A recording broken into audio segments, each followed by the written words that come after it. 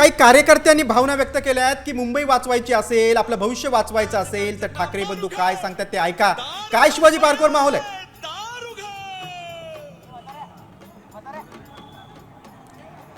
नक्कीच 2 दशकानंतर हे 2 ठाकरे बंधू एकत्र आल्यानंतर पहिलीच संयुक्त सभा, त्यामुळे दोन्ही पक्षाच्या कार्यकर्त्यांमध्ये एक उत्साह आहे.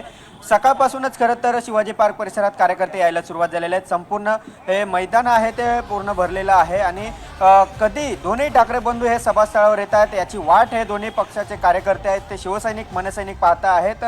शिवतीर्थावरून दोन्ही ठाकरे बंधू आहेत ते एकत्रितरित्या सभास्थळी निघतील आणि सुरुवातीला बाळासाहेब ठाकरेंना अभिवादन करण्यासाठी त्यांच्या स्मृतीस्थळावर जाणार आहेत. त्यामुळे या 2 ठाकरे बंधूंची एंट्री आणि 2 ठाकरे बंधू नेमकं काय भाषण करतायत, काय बोलतायत याकडे साऱ्यांचं लक्ष आणि ते भाषण ऐकण्यासाठी दोन्ही पक्षाच्या कार्यकर्त्यांमध्ये उत्साह आपल्याला पाहायला मिळतोय.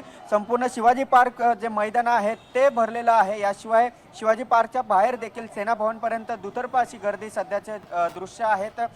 खरं तर शिवाजी पार्क परिसराची कॅपॅसिटी ही 70 ते 80 हजार आहे आणि एक ठाकरे जेव्हा सभा घेतो तेव्हाच हे संपूर्ण मैदान भरत असतं. मात्र यावेळी दोन्ही ठाकरे बंधू एकत्रित झालेत त्यामुळे मोठ्या प्रमाणात शिवसैनिक मनसैनिक हे या दादर परिसरात पोहोचले आहेत आणि प्रचंड अशी गर्दी या सभास्थळी झालेली आहे.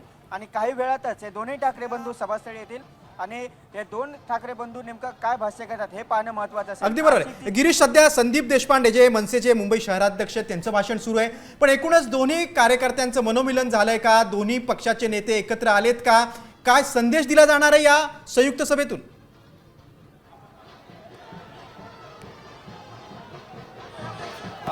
नक्कीच आपण जर पाहिलं तर प्रत्येक शाखांमध्ये दोन्ही पक्षाचे कार्यकर्ते एकत्र जात आहेत, प्रचार करत आहेत. हे दृश्य आपण पाहिलं. दोन्ही ठाकरे आहेत ते